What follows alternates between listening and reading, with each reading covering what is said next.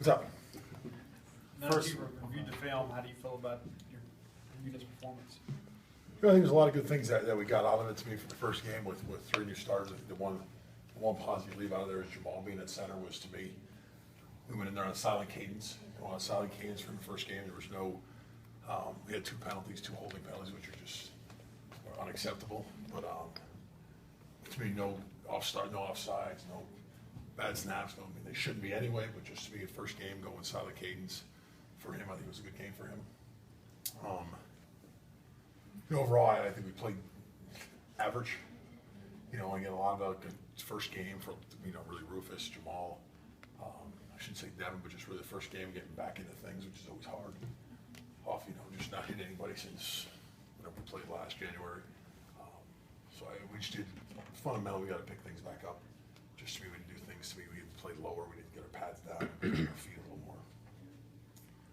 What's the most difficult aspect for Jamal in the silent cadence for something that he hasn't done before? It's just his communication. It's just It's all the calls with the communication with the variations of what we use. It's one more added thing instead of just making our calls. Hey, listen to cadence, go. Now it's I got to get up. I got to see the motion. I got to see the snap. I got to be on top of it. And again, doing a great job because he's responsible for the other 4. To make sure they hear it, make sure those calls are made. They made their calls before he even starts with cadences. But just to me, it's not that it's hard, but it's just something it's an added responsibility that we won't do it for another 3 weeks, 4 weeks till we go to Auburn. So we practice it 2 weeks prior to know we're going. There could be a loud situation there. It was good to get in before really his first time is at Auburn, or it'll be louder than it was down there in Hattiesburg. But again, I thought he did a great job doing that, handling that. Are there ways that you replicate that in practice, whether it's loud music or loud something to?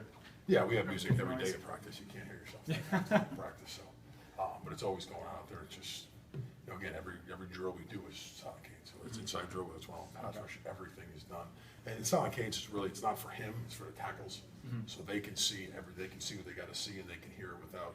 If you can't hear Dak's voice, is that voice in there? So he's got to communicate to them, and again, it's all for them not to be on timing with them, and for them to be on time with him, and for him to be consistent in all his different cadences that he's using.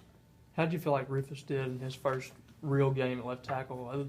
Other than the sack he gave up, did you feel like he performed pretty well? Yeah, I think decently. Again, there's a lot of room for improvement. I think the one thing is learn to play for him, which he's never done in 5 years, is to play 67 snaps. For him to be consistently maybe 10 to 15 snaps at most in a game.